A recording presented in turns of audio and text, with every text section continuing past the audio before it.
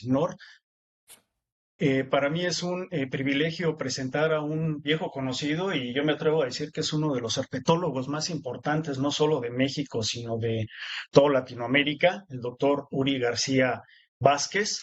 Él es investigador y profesor de la Facultad de Estudios Superiores Zaragoza de la UNAM y hablando un poquito de su semblanza, que es una carrera bastante productiva, bastante amplia, él es biólogo egresado de la Benemérita Universidad Autónoma de Puebla. Más tarde realizó sus estudios de maestría y doctorado en la Facultad de Ciencias de la UNAM.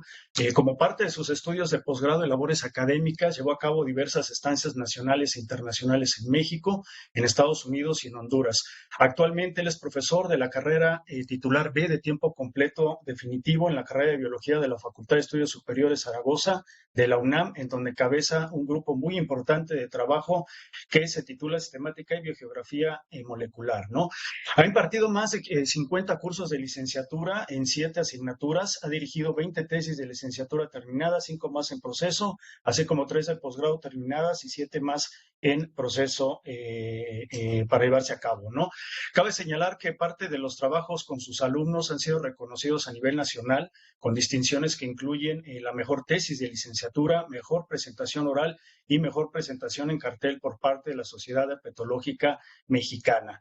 En cuanto a las labores de divulgación, ha impartido diversas pláticas y talleres y diplomados en distintas instituciones nacionales, así como en el extranjero. Actualmente es miembro nacional del Sistema Nacional, de Investigadores y actualmente también encabeza el Grupo de Sistemática y Biogeografía Molecular, donde ha sido responsable de 6 proyectos con financiamiento para estudiar la biodiversidad de vertebrados e invertebrados de México.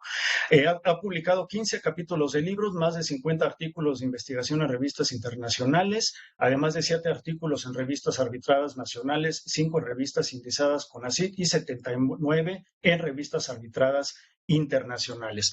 Posee alrededor de 1,300 citas de sus trabajos y es coautor de un libro y finalmente editor de varias revistas importantes como Zookis o Animal Zoology, entre otras. Y es revisor de más de 25 revistas nacionales e internacionales. Entonces tiene una trayectoria bastante importante. Yo te agradezco mucho, Uri, que hayas aceptado la invitación. Es un placer tenerte aquí en el SIGNOR, en esta serie de seminarios que damos cada viernes. Y sin más preámbulo, te cedo la palabra. Y si no tienes algo más adicional que decir, pues comenzamos, por favor. Gracias. Eh, Hola, Ale. No, al contrario, pues más bien muchas gracias a ti, este, por la invitación. Para mí es todo un gusto estar aquí con ustedes. Y bueno, pues voy a empezar la presentación. Yo les quiero hablar o les voy a hablar un poco acerca de las cascabeles de México. Y al final, pues específicamente un poquito de lo que tienen allá, ¿no? Esos rumbos ahí por la península de Baja California. Bueno, como muchos de ustedes saben, las cascabeles en general en nuestro país tienen una importancia bastante marcada ya de forma histórica, no solo recientemente, sino desde tiempos antiguos, ¿no? Ya los aztecas veneraban esta especie, la reina, por ejemplo, a Tlicuahua me parece que se llamaba así, este, Coatlicue, perdón, que se caracteriza pues por tener una falda con serpientes de cascabel en específico. Es decir, no solo veneraban a las serpientes, sino que la serpiente de cascabel particularmente representaba una gran importancia cultural en estas, no solo en los aztecas, en general, en todas estas comunidades, en todas estas habitantes del país. Y bueno, más recientemente, pues ni qué decir, ¿no? Ahora en estas fechas, las fiestas patrias, el escudo de México, cuyo uno de sus principales representantes son justo las víboras de cascabel. Esto obviamente no es de gratis, tiene un sentido, que es de lo que vamos a hablar ahorita un poco, y tiene que ver con el alta o la gran diversidad de serpientes de cascabel que tenemos en nuestro país. No hay otro país en el mundo que tenga más especies de cascabel que México, ni siquiera cerca, ¿no? O sea, somos un país que se caracteriza, perdón, justamente por poseer un gran número de este tipo de serpientes. Seguramente muchos de ustedes han escuchado esto de México, país de las cascabeles, y es más que adecuado. Entonces, brevemente, no voy a tardar en esto, las cascabeles son serpientes, es decir, son escamados que tienen algunas características como un hueso cuadrado móvil, mudan de piel. Esto es muy importante particularmente en las cascabeles porque es lo que les permite desarrollar justamente este cascabel tan característico que tienen.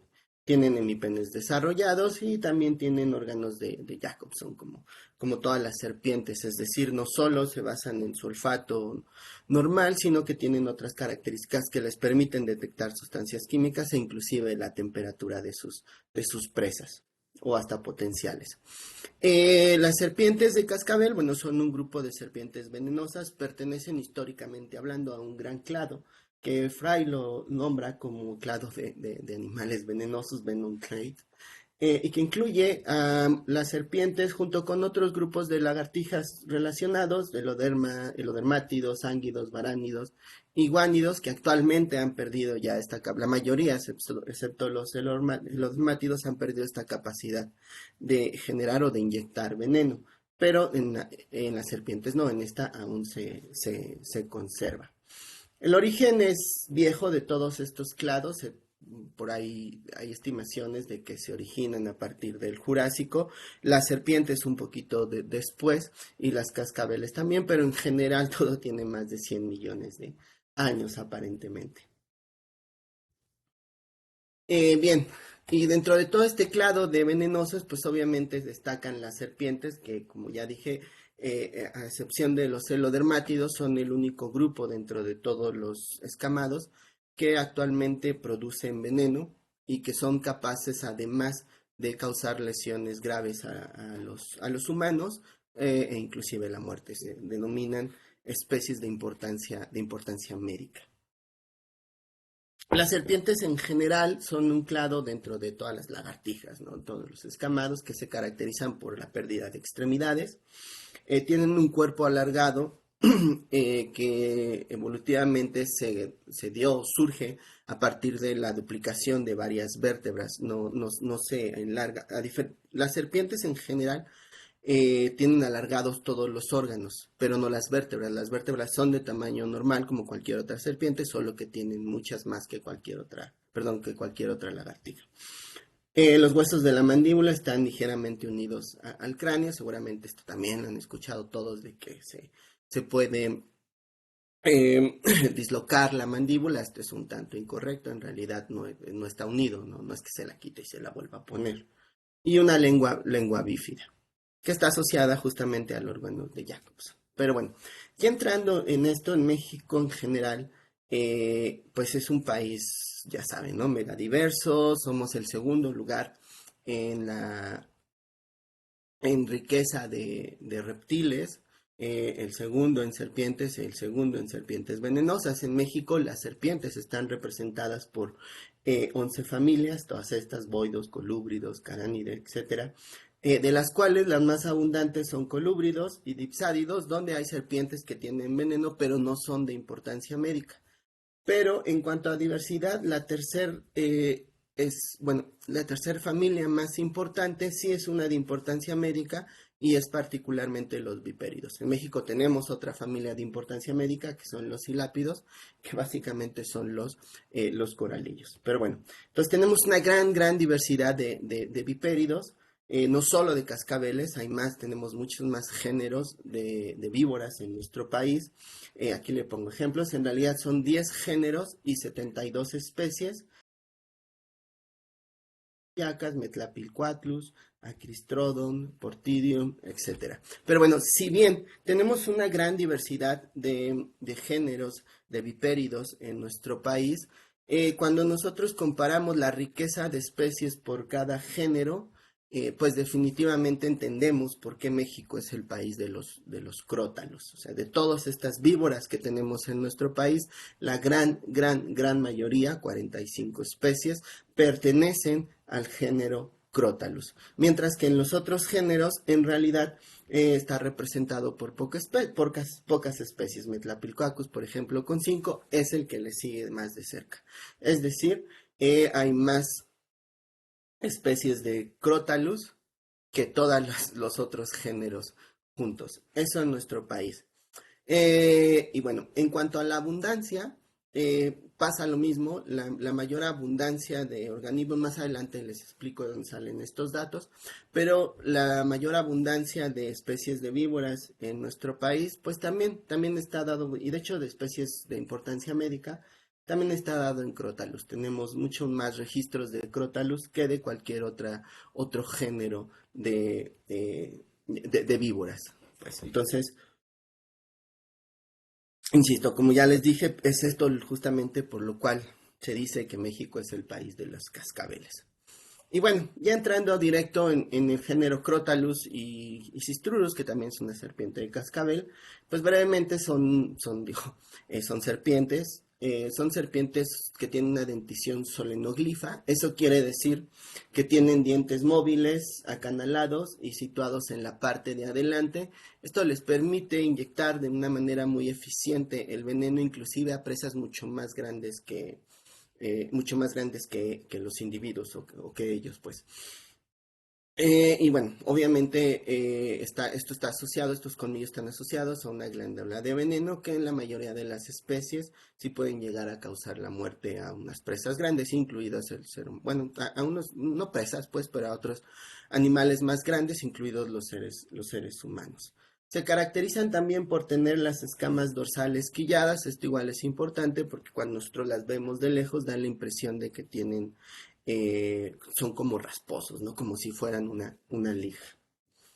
Y bueno, también tienen una foseta loreal, esta foseta que pues básicamente tiene una función termorreceptora, tiene muchas membranas llenas de mitocondrias, de citoquinasas, de exoquinasas, etcétera, que les permite justamente detectar la temperatura, sí, específicamente de sus presas. Inclusive se han hecho algunos experimentos en los cuales al bloquear los otros sentidos, las víboras en general, no solo las cascabeles, son capaces de cazar a su presa de una manera bastante eficiente, solo con estas fosetas termorreceptoras.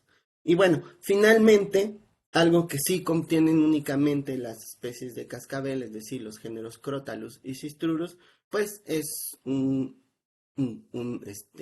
pues un cascabel, ¿no? Por eso se llaman víboras de cascabel.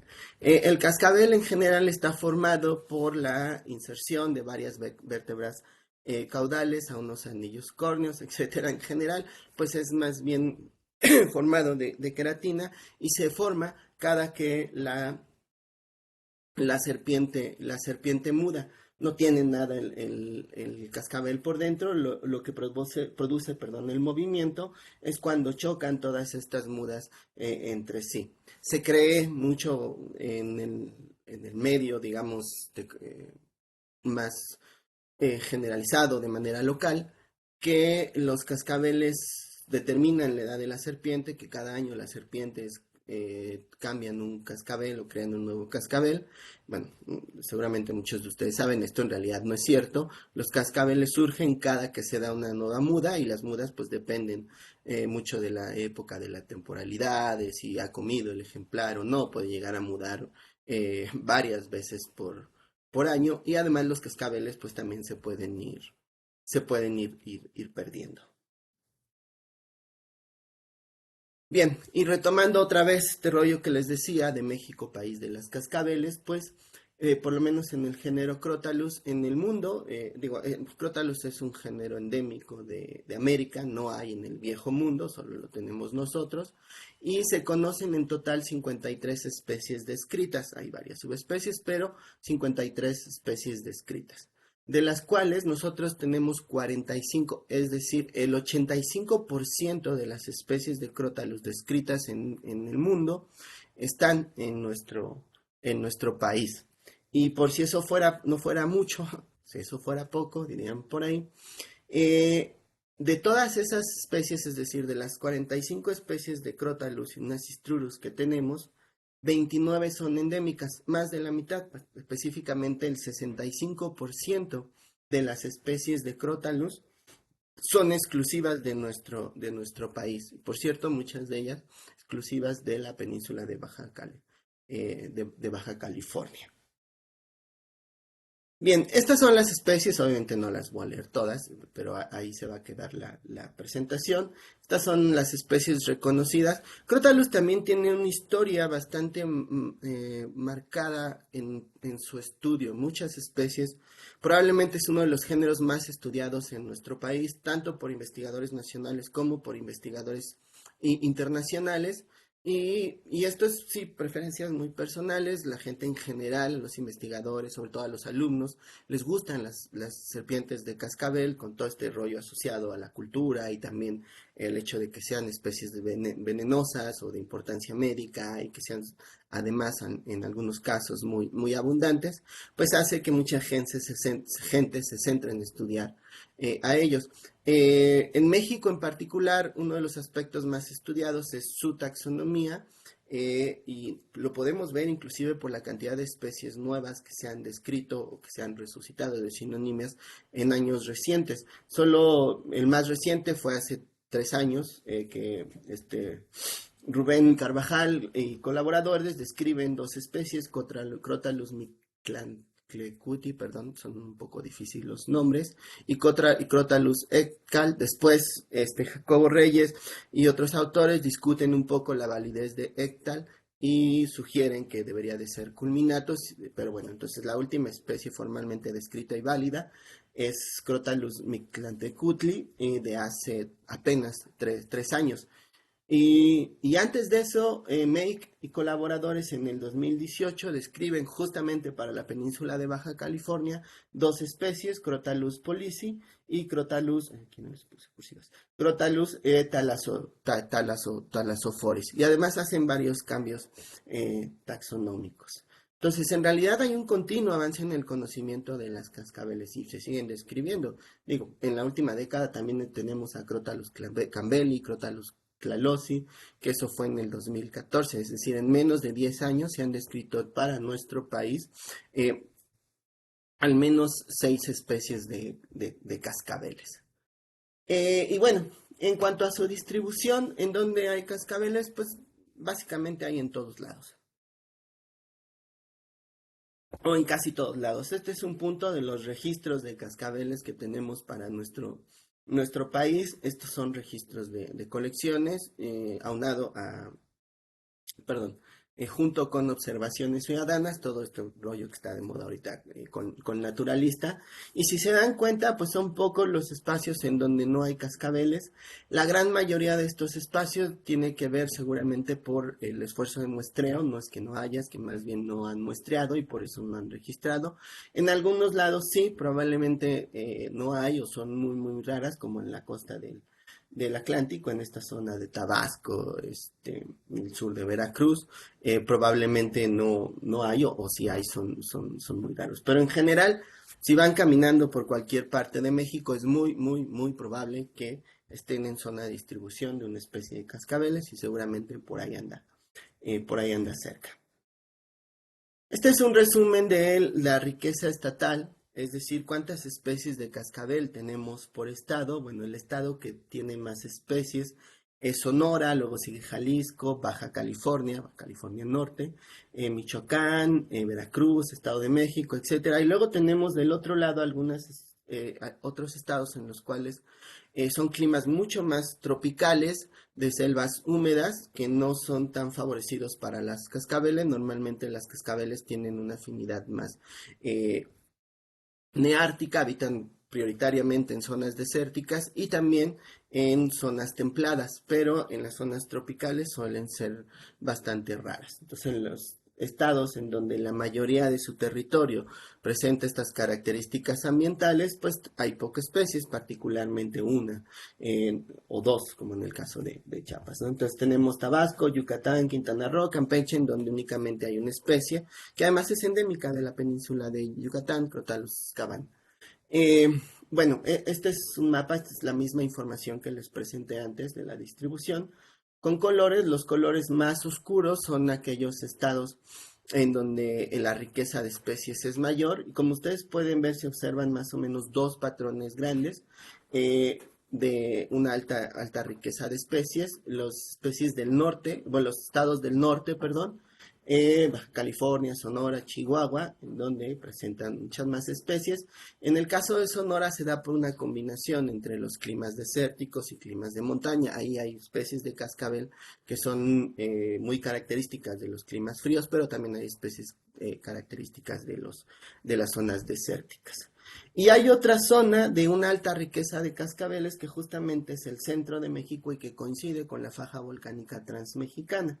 Aquí principalmente está representado por especies de afinidad templada, estos cascabeles de montaña que se les llaman como Crotalus triceriatus, Crotalus campbelli, Crotalus etlalosis, y que son especies que no tienen distribuciones tan amplias y que más bien son de tamaño, de tamaño pequeño. Ahora bien, en cuanto a su abundancia, es que tan probable es que nosotros podamos encontrarlos. Estos datos representan registros de colecciones eh, y registros de bases de datos públicas, y podemos ver que en general, pues sí hay, como era de esperarse, una tendencia en que mientras la distribución de la especie sea más grande, pues obviamente se van a tener más registros. Una de las especies mejor distribuidas en nuestro país es Crotalus molossus, esta que vemos acá, y justamente pues es la que tiene el mayor número de registros en colecciones científicas. Sigue Crotalus atrox, Crotalus ruber, etcétera, especies de una amplia distribución.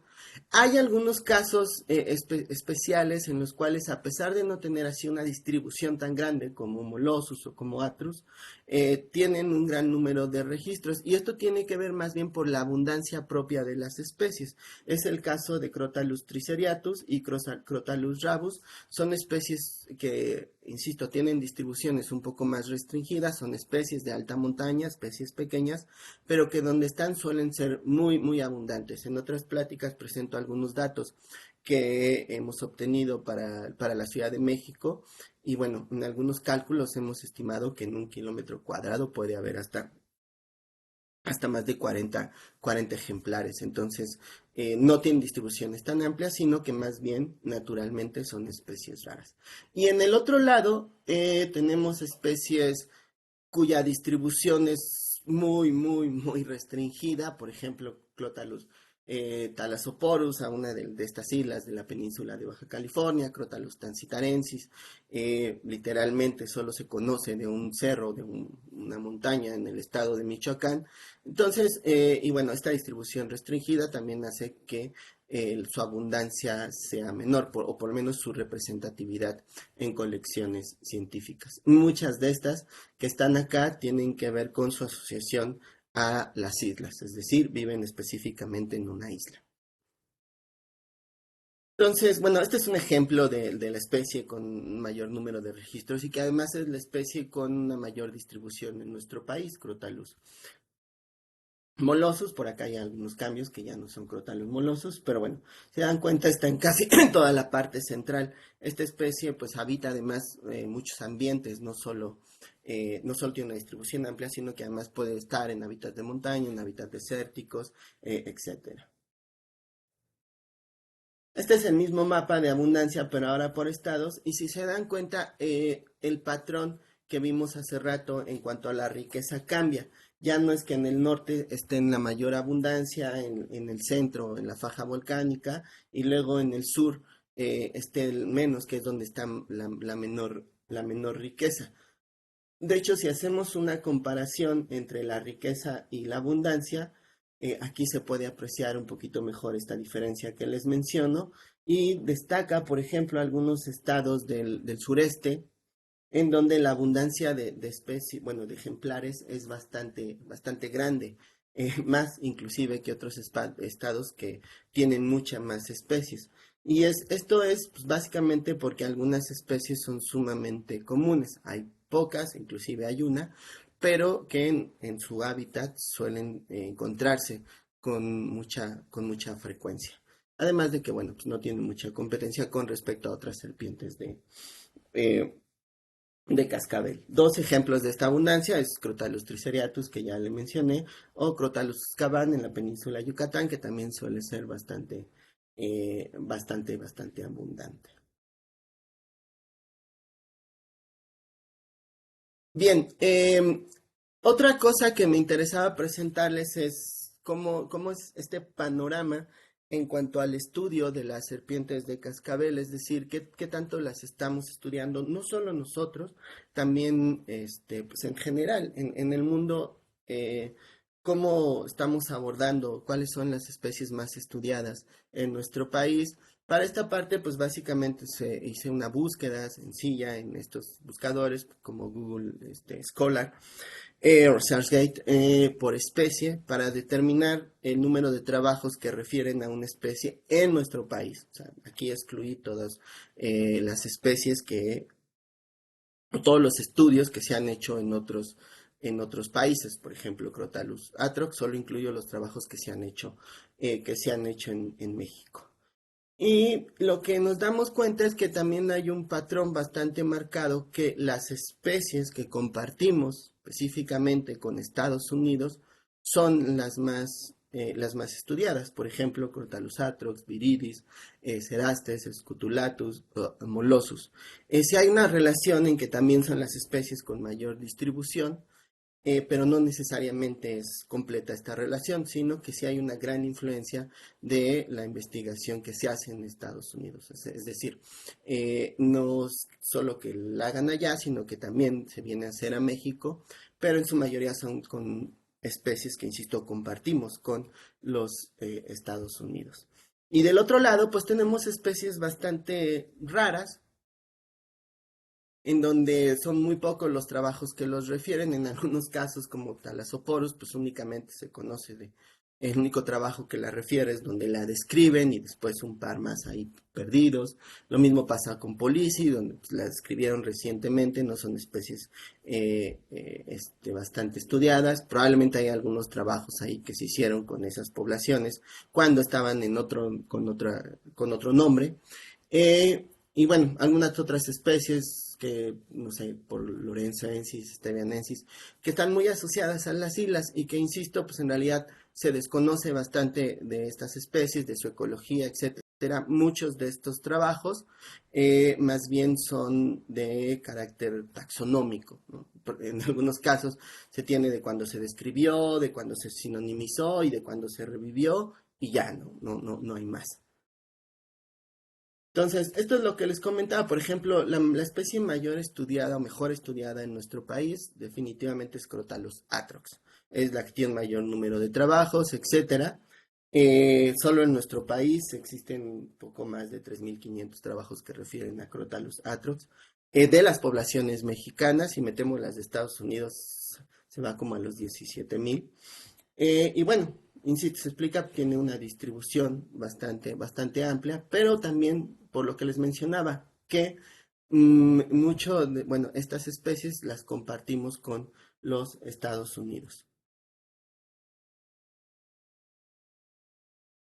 Y del otro lado, pues sí, pocos estudios en las especies con distribución mucho menos restringida. Aquí pongo algunos ejemplos como Crotalus lorenzoensis, Crotalus tancitarensis, Crotalus thalassoporus, que tienen una distribución que se conocen casi que de un solo punto. Y bueno, para que no se me acabe el tiempo, esta es básicamente la comparación que les decía. Entonces tenemos que la abundancia no necesariamente está relacionada con cómo estamos estudiando estas especies. La especie más abundante, Molossus, sí tiene un buen de trabajos, pero no tanto como Crotalus atrox. Y otra vez esta relación de que muchas de estas especies las compartimos con los Estados Unidos. Mientras que otras especies que también son más o menos abundantes, es decir, no son tan raras, como Crotalus rabus o Crotalus triceriatus, en realidad no hay tantos trabajos. Es decir, tenemos muchas especies, tenemos muchos individuos, pero todavía falta estudios, a pesar de que mucha gente se dedica a estudiar a las crótalos. Bien, este es un panorama general de lo que tenemos en las serpientes de cascabel en todo México.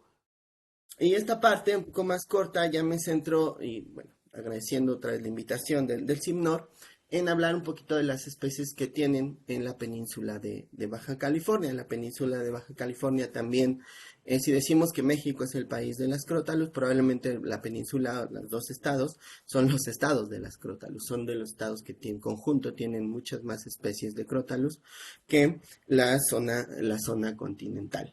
Entonces, para Baja California, se conocen todas estas especies: Crotalus angelensis, Atrox, catalinensis, Erastes, Engios, tebanensis, Heleri, lorenzoensis, Micheli, Prios, Ruber, Talasoporus y Policis. Baja California probablemente es el estado o es la región en la que más se han estudiado la taxonomía de las especies de cascabel. Y de hecho, históricamente ha habido un montón de cambios. Aquí ya no vemos especies como muertensis, como tortuguensis, que en algún momento fueron descritas como subespecies o como especie endémica a alguna isla. Y ya, bueno, con estudios recientes, sobre todo genéticos, se ha demostrado que en realidad hay un flujo génico estrecho con Atrox o con Ruber o con Viridis, bueno, ahora es Heleri, y que bueno, que no permitían reconocerla como linajes independientes. Pero además también se han hecho trabajos en donde que algunas poblaciones de algo que se creía era otra especie, en islas sobre todo más pequeñas, como la isla Cabeza de Vaca, etcétera, pues ha demostrado que ahí se habitan linajes completamente independientes. Entonces tenemos aquí a la península de Baja California eh, muchas especies insulares, por ejemplo, Crotalus angelensis. Esta es una de las primeras especies que se describieron endémicas para la península de Baja California. Obviamente está restringida a la isla de Ángel algo. Tenemos a Crotalus atrox. El Crotalus atrox en realidad no estaba reportada para la península. Se creía que algunas cosas como Tortuguensis eran un linaje independiente. Después se hicieron análisis y descubrieron que en realidad eran poblaciones aisladas de Crotalus atrox. Entonces, bueno, no está propiamente en la península, está sobre todo del lado continental, del lado de Sonora, aunque también hay algunos individuos ahí hacia el norte. Crotalus catalinensis, probablemente una de las especies, sino es que sino es que la especie más famosa de cascabeles que hay en México, endémica de la isla Santa Catalina en el mar de Cortés. Esta especie es muy famosa, muy característica porque es la única especie de Crotalus en los cuales el cascabel se ha perdido, está reducido, ya solo hay un botón, ha perdido completamente su funcionalidad, ya no produce este sonido que tenía, ya no se generan los botones cada que muda, hay un botón que es permanente, nada más.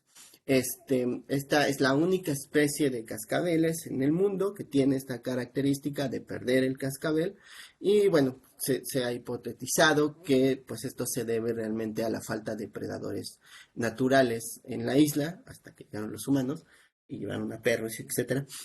A la parte que, pues bueno, no se los mencioné, pero el cascabel aparentemente tiene una función defensiva.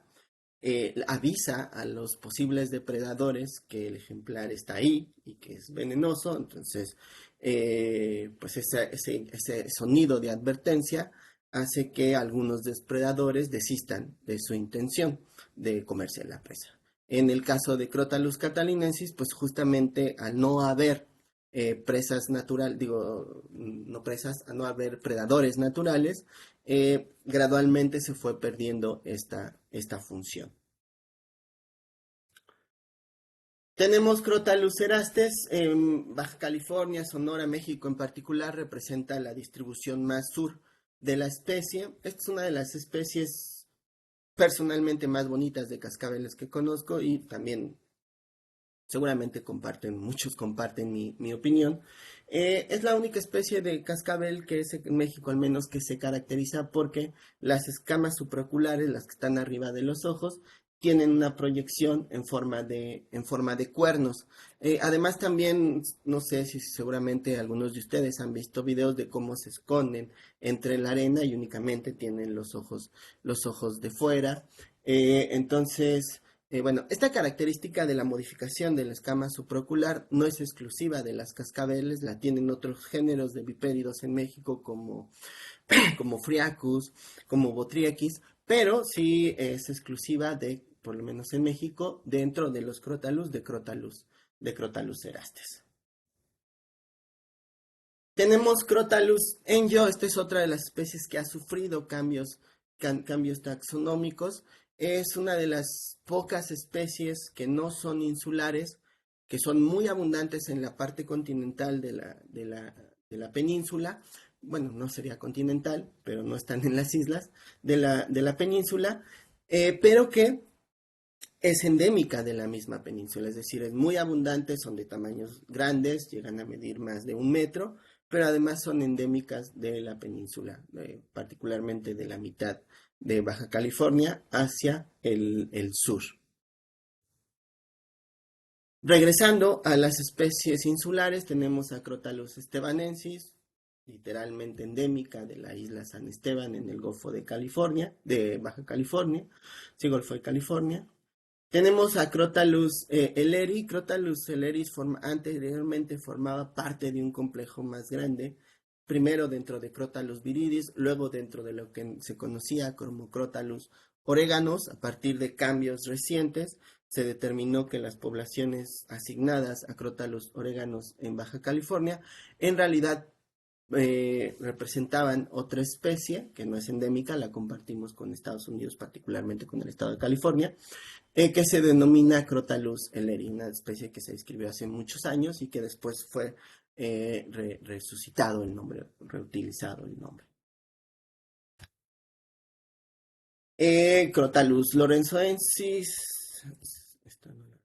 sí, Crotalus lorenzoensis en la isla San Lorenzo, igual, otra especie endémica de estas islas en la península de Baja California. Tenemos a Crotalus pyrrhus. Crotalus pyrrhus no es endémica de Baja California. Esta forma parte de un gran complejo que se conocía como Crotalus micheli. Crotalus micheli fue dividido en varias especies, particularmente en dos: las poblaciones más norteñas, que incluyen las poblaciones de Estados Unidos y de Baja California Norte, con un registro ahí al lado de Baja California Sur, fueron asignadas a Crotalus pyrrhus. Mientras que las poblaciones más sureñas de Crotalus micheli se quedaron en Crotalus micheli. Esta es la otra especie que, a pesar de no ser insular, no vivir en islas, sino que vive en la parte de la península, es muy abundante en la península, pero también es endémica a la península y obviamente endémica en nuestro país. Esta particularmente es endémica también al estado de Baja California Sur. La Paz es la localidad tipo, de hecho. Luego tenemos a Crotalus ruber. Crotalus ruber es la especie más abundante en la península, e inclusive en algunas de las islas. La probabilidad de que si ustedes van caminando y ven una serpiente de cascabel sea una Crotalus ruber es sumamente alta, porque además esta especie suele, digamos, no huir de los lugares con actividad antropogénica. Son bastante comunes cerca de los cultivos, cerca de las casas, etc. Entonces es muy probable que ustedes alguna vez hayan visto alguna Crotalus ruber. Y si no, ella las vio a ustedes seguramente. Esta creo que ya la había pasado, Crotalus lorenzoensis. No la vi. De la isla San Lorenzo, igual, de estas especies microendémicas, ¿no? De una isla. Y bueno, finalmente tenemos a Crotalus pollici y Crotalus talamansus. Estas especies se describieron recientemente, son las especies más recientes descritas para Baja California. Se describió en el 2008 por parte de Meig y colaboradores para la isla, ¿cómo se llama? La Cabeza de Vaca, me parece. Esta formaba parte del complejo también de Crotalus micheli. Cuando separan a Crotalus helleri de Crotalus micheli, también describen dos especies dentro de ese complejo. Una de ellas es Crotalus pollici, completamente microendémica en una isla bastante pequeña. Un caso similar es el de Thalassoporus, Crotalus thalassoporus. Igual, no me acuerdo exactamente el nombre de la isla, pero esta también forma parte de este complejo de Crotalus micheli, Crotalus leri, en donde, bueno, aquí sobre todo con base en análisis genéticos y un poco del patrón de coloración, estos autores pues deciden o sugieren que en realidad se trata de un taxón no descrito donde ya no hay flujo génico con las especies de la península. Bien, esto ya para terminar, que son 10:43. Esto es un mapa muy general de los registros para Baja California. Si se dan cuenta, Baja California también es un estado, una península de serpientes de cascabel. Tienen ustedes un montón de especies, gran abundancia, hay un montón de registros, aunque en realidad la mayoría de estos pertenecen a muy pocas especies. Si nosotros quitamos a las especies más abundantes como Micheli, Pyrrhus, Eleri, etcétera, lo que vamos a tener es esto. Casi todas las especies de esta gran diversidad que tiene la península están restringidas a las partes insulares, es decir, a las islas, sobre todo las del Golfo de California. ¿Okay? Entonces aquí excluimos a las especies más distribuidas, nos damos cuenta que a pesar de que la mayor riqueza está en las islas, pues no es la mayor abundancia. Y bueno, esto ya se los había presentado, mientras que las especies insulares pues representan la mayor diversidad, representan la menor riqueza, perdón, pero mayor abundancia, y estas son representadas por Crotalus enjus, Crotalus helleri, Crotalus micheli, y Crotalus ruber sobre todo. Entonces recuerden, Crotalus ruber es esta que está acá, es la especie más abundante en la península y que además, insisto, es muy común encontrarla cerca de los lugares con actividad antropogénica. Generalmente anda buscando sus presas, no es que se asuste mucho del ser humano. Es otra de las especies que de manera mucho más común suena el cascabel, o sea, sí es bastante, digamos, escandalosa. Ay, perdón. Y bueno, ya para terminar, pues sí quisiera, ya 42 minutos. Sí quisiera agradecer a varias personas, particularmente, bueno, a Alejandro, ¿no? Por la invitación, a gente del CIBNOR, y específicamente a Eric Centenero, dos alumnos, y a Esaú Valdenegro. La mayoría de las fotos que vieron ustedes en la presentación son de ellos. Algunas sí son robadas de internet, no le digan a nadie, pero la gran mayoría son de ellos. Entonces, sí es que bueno, y pues muchas gracias también a todos los que se pararon temprano para escucharme. Perfecto, Uri. Pues muchas gracias por el seminario. Creo que estos grupos biológicos particulares son bien interesantes, ¿no? Desde distintos aspectos y como bien dices, aquí en la península, pues al parecer hay un montón, ¿no? Ya hemos tenido ahí un par de encuentros cercanos con estas serpientes, ¿no? Entonces hay que tener mucho cuidado los que andemos en campo. Vamos a comenzar con la serie de preguntas. Tenemos tiempo, entonces, tanto del auditorio, si quieren hacer preguntas o los que estén conectados en Blue Jeans, hay una herramientita o hay una opción del lado derecho en la parte inferior, que es alzar la mano para que puedan participar y puedan activar sus micrófonos o si no, pueden escribir su pregunta en el chat para que nosotros la leamos. Entonces, abro micrófonos y espacio para preguntas, chicos. Anímense, por favor. Aprovechen, tienen un experto ahorita con nosotros. Yo tengo unas preguntas. Soy Ángel Adelante. y me llamó la atención, o sea, bueno, hay un montón de especies aquí, pero más o menos cuáles son las que han considerado o han encontrado como que estén en peligro o que tengan algún riesgo, ya sea por la actividad humana o algún otro problema. Sí, mira, en realidad un problema es la falta de estudios en general a la de las islas.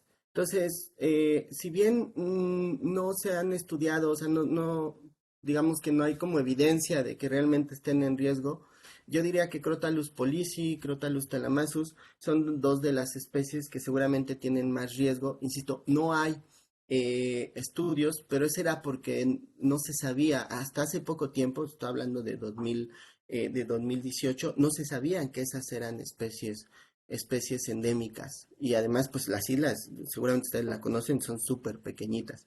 Esas seguramente deben de tener algún riesgo. Hay otras especies que sí son más estudiadas, por ejemplo, Crotalus catalinensis, que también tiene una distribución más o menos restringida, no tanto como Policio como los otros, y que aparentemente se han estudiado desde un punto de vista genético y que aparentemente pues, tienen una gran diversidad genética, es decir, no es que ahorita por lo menos esté en riesgo.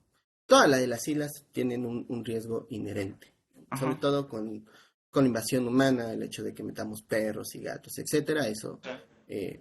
digo, seguramente. Pero así demostrado como tal, yo diría que Polici y Talamazos serían como de las más riesgosas, porque son las que viven en islas mucho más pequeñas.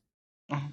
Y eso, de hecho, me lleva como a otra pregunta, que es lo de su capacidad de dispersión, porque pues veo que hay muchos lugares como endémicos donde hay una sola especie, entonces me deja pensando, más o menos, tienen como ellas son área determinada por donde de ahí no salen, o, pero también me da como la pregunta de cómo es que se dispersaron tanto alrededor de todo México.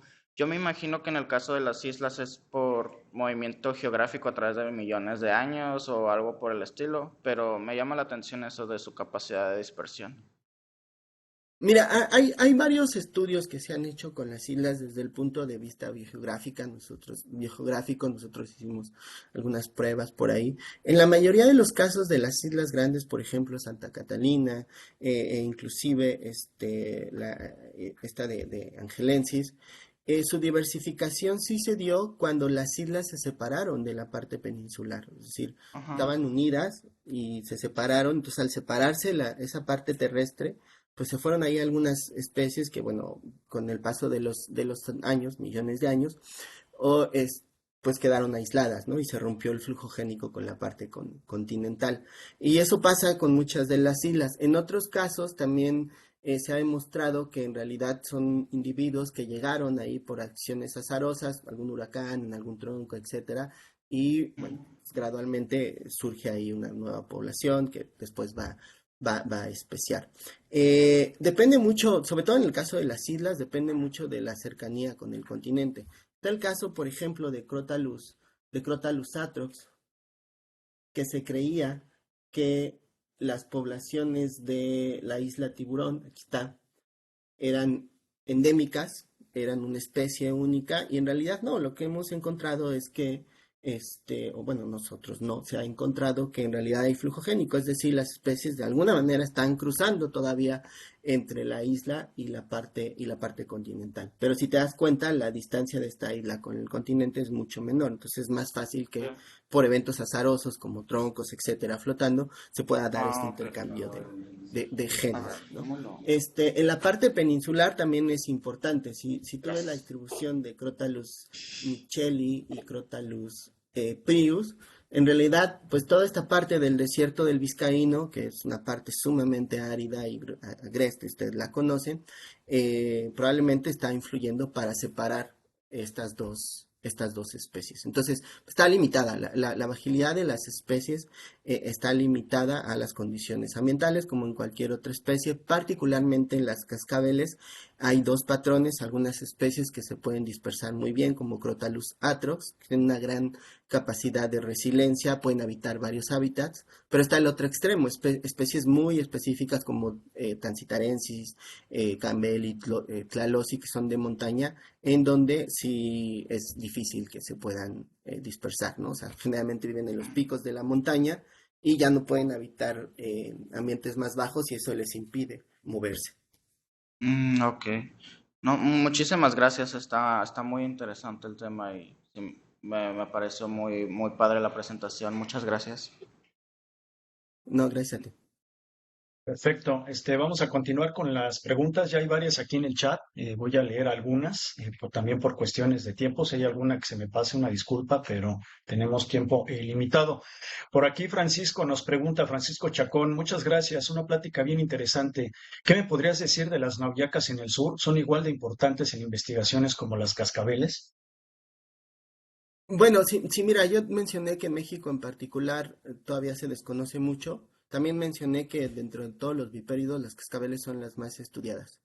Las nauyacas, olvídate, no sabemos casi nada de todas las del sur. O sea, particularmente géneros como Metlapilcuatcus, como Friacus, que así lo estamos estudiando en el laboratorio, Botriequis, Cerrophidion, todos esos géneros realmente se conoce muy, muy, muy poco. Ahorita hay un grupo muy fuerte de Garner y del laboratorio del Todo Alagón estudiando los venenos y son los primeros trabajos, es decir, apenas estamos conociendo muchas de las características básicas de esas especies. Entonces, sí, particularmente las nayacas del sureste le hace falta un montón de estudios. Perfecto, Uri, muchas gracias. Por aquí tenemos todavía tiempo para leer algunas otras preguntas. Si alguien en el auditorio quiere responder, adelante, perdón, preguntar. Tenemos a Marco García, biólogo de la Universidad Autónoma de Ciudad Juárez. En los casos de las especies insulares, ¿cómo afectaría el grado de endemismo en cuestión de endogamia? Pues mira, son especies que en general pues han surgido ahí y están adaptadas para vivir a esos ambientes. Un caso específico es Crotalus catalinensis, en donde se han hecho estudios genéticos y se ha encontrado que hay una amplia variabilidad genética. Es decir, a pesar de que viven en lugares muy pequeños o relativamente pequeños o restringidos, la abundancia es grande, lo cual le permite como tener esta agilidad y le permite tener esta diversidad genética. Entonces sí, seguramente es un problema, pero bueno, hay que recordar que están ahí, especiaron de forma natural, tienen mecanismos para solventar esta. O sea, no es lo mismo que una especie de amplia distribución, por ejemplo, que ahorita Crotalus atrox, de pronto la encerráramos en una isla, no tiene esta capacidad genética pues para adaptarse a esas condiciones y entonces sí va a haber un problema con esto de la endogamia. En el caso de las especies insulares, pues bueno, están adaptadas para ese tipo de condiciones y tiene que ver mucho con la abundancia y con los tiempos generacionales. Perfecto, Uri, todavía tenemos tiempo. Adelante, Mario, por ahí levantó la mano. Si quieres, prender tu micrófono o escribir tu pregunta, adelante. Buenas, ¿me escuchan? Sí, Yo sí. adelante, perfecto. Hola, ¿qué tal? Muy buenos días. Pues primero que nada, felicitarlo, doctor, por la plática. Súper interesante. Ojalá que tuviéramos más seminarios como este. Yo estoy más Gracias. en el sur, en la parte de Cancún. Soy del estado de Campeche, pero ahorita radico en el estado de Quintana Roo. Y efectivamente, como dice usted, en la distribución por tipo más bien por el número de investigaciones, aquí en el sur, como mencionaba anteriormente, no hay muchos estudios. Y es chistoso porque da la casualidad que en un trabajo justamente en la selva de Tulum, donde estuve presente, había mucho avistamiento de Crotalus apcan, o sea, prácticamente caminábamos, ¿qué será? Unos 10, 15 metros y nos encontrábamos dos y luego otras tres y así, ¿no? Entonces yo decía, wow, o sea, la población aquí es muy grande o todas salieron a reunirse, pero pues era impresionante el número de especies que encontrábamos cada paso que dábamos. Y es muy importante mencionarlo, sobre todo por el hecho de que no hay estudios aquí en la parte sur que nos puedan ayudar con y exclusivamente igual hasta con las nauyacas, ¿no? Las nauyacas salían bastantes, a por montones, pero no hay, y eso es una pregunta clave. ¿Por qué no hay muchos estudios aquí en la parte sur? Digo, yo soy de aquí, tal vez no tengo la posibilidad de realizar un estudio todavía porque soy estudiante, pero sí me gustaría saber qué es lo que, o por qué piensa usted que no hay muchos estudios aquí en esta parte. ¿Será por el desarrollo científico que es un poco más adelantado en la parte norte del país que en la parte del sur? ¿O qué consejo daría usted en este caso a personas como yo que estamos interesados en la parte herpetológica y que todavía estamos dando nuestros primeros pasos y no sabemos más o menos hacia dónde orientarnos? Por ejemplo, en este caso, ¿podríamos realizar un estudio de este tipo de serpientes aquí en la región? ¿Cómo, cuándo, dónde? Gracias, ¿no? Claro, la razón son los mosquitos. Nadie quiere ir para allá porque hay muchos mosquitos. No, no es cierto. Mira, como explicaba un poquito, muchos de los estudios que se están haciendo, todo por parte de mexicanos, sobre todo son de un ámbito taxonómico. Entonces, obviamente, pues nos vamos a donde hay más especies, o donde están más aisladas, y allá pues, solo hay una especie, ¿no? Entonces, quizás para un taxónomo no es tan llamativo.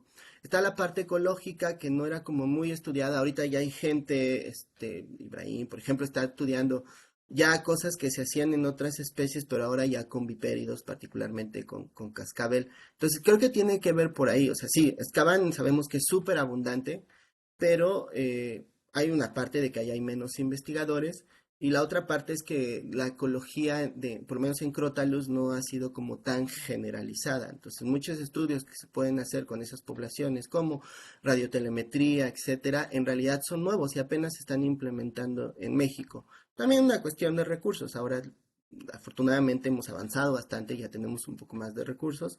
Antes no, entonces dependíamos mucho de investigadores de otros lados. El consejo es ese, o sea, digo, si te gusta la zona, si ya viste que hay un montón de especies, lee artículos y ve qué se puede hacer. Insisto, estudios poblacionales son bastante adecuados para ese tipo de especies en los que son muy, muy, muy abundantes. Vale, pues muchísimas gracias por la respuesta, de verdad se agradece. Y tipos de seminarios como este nos apoyan muchísimo a personas que todavía nos estamos involucrando en este mundo. Muchísimas gracias y pues eso sería todo. Gracias a ti. Perfecto, perfecto, Mario. Muchas gracias por la pregunta. Tenemos tiempo para una pregunta final, rápida. Aquí hay una pregunta interesante de Regina Valdovinos, que de hecho era algo que quería preguntarte, Uri. Muchas gracias, doctor, por su presentación. Mi pregunta va enfocada al veneno de las cascabeles. ¿Es todo citotóxico o neurotóxico? No, ninguna de las dos. En general está esta creencia, ¿no? De que los vipéridos tienen sobre todo cetotóxicos, los elápidos neurotóxicos. No, en general ninguna especie es exclusivo, hay una combinación de ambos. En el caso de las cascabeles, la mayor parte del veneno, pues sí es citotóxico, pero también tienen componentes neurotóxicos. Hay inclusive algunas especies, por ejemplo, todas estas del sur, Crotalus dorissus, en donde la mayor parte del veneno es neurotóxico. Entonces, en realidad es una combinación de ambos, sí, principalmente citotóxico, pero no es que no tengan de neurotóxico. O sea, sí, en general es una combinación y es algo que pasa con todas las especies venenosas. Perfecto, Uri, pues muchas gracias. Hay muchas preguntas, pero desafortunadamente pues ya no tenemos tiempo. Yo les agradezco de nueva cuenta su presencia aquí, agradezco de nueva cuenta al doctor Uri García por este interesante seminario. La grabación pues va a estar disponible si alguien, algún conocido está interesado en ver la plática, pues va a existir el link para que la puedan ver posteriormente, ¿no? Se les hace la cordial invitación para dentro de 8 días al siguiente seminario. Tendremos al doctor Rodrigo Monjaras Ruedas. Él está haciendo una estancia postdoctoral en San Diego y nos va a hablar un poquito de conservación y de evolución. Entonces va a ser una charla muy, muy interesante para el siguiente viernes. ¿Algo que quieras agregar, Uri, para terminar? No, vi algunas preguntas en resumen. Sí, sabemos que el veneno es variable por especie e inclusive por población. O sea, no, en realidad los estudios apenas se están generando, sabemos muy, muy poco. Y bueno, o sea, si les gustan las cascabeles, la verdad es que la parte ecológica, más que la taxonómica, todavía hay algunos problemillas ahí que resolver. Ahí está la papa, ¿no? Diría mi mamá. Perfecto, ¿no? Entonces, Pues ya sí, sí, saben. pues, ánimo, ¿no? O sea, México, insisto, el país de las cascabeles y pues eso permite hacer un montón de estudios. Y bueno, pues una vez más, muchas gracias por la invitación. Bueno, pues muchísimas gracias, Uri. Con esto terminamos el seminario del día de hoy. Les agradezco de nueva cuenta y pues terminamos. Celebren, diviértanse. Recuerden que estamos ahorita en fechas patrias, así es que tenemos un par de días para disfrutar. Muchas gracias a todos los que están en medios digitales y a los que están en el auditorio. Que tengan un excelente viernes y un excelente fin de semana. Muchas gracias a todos. Gracias, hasta luego. Gracias, Uri. Estamos en Bye. contacto.